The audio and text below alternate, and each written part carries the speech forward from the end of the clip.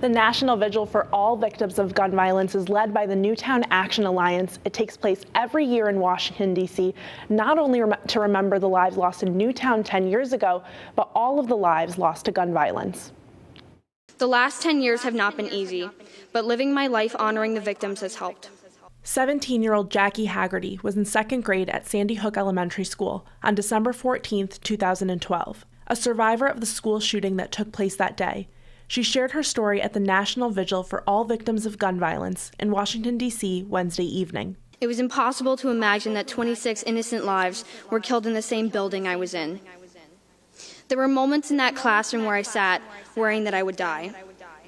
That day I survived because the shooter armed with an AR-15 chose left instead of right in that hallway. 10 years later, she's the co-leader of the Junior Newtown Action Alliance, a group of young people wanting to create change so that no other children face what they have. For the last decade, our childhood has been stolen by gun violence. Guns are now the #1 killer of children in America. Haggerty introduced President Joe Biden at the vigil, the first time a U.S. president has spoken at the annual event. Then Vice President Biden came to Connecticut after the tragedy. It was astounding to see, even then, the courage that was represented. Jill and I met with you, prayed with you, and have worked with you. We've seen you turn pain into purpose.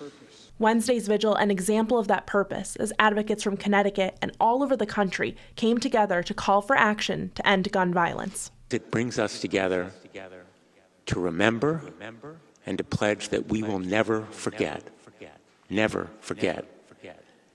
all of those victims, all of the survivors, all of the loved ones who give us the strength to continue this fight.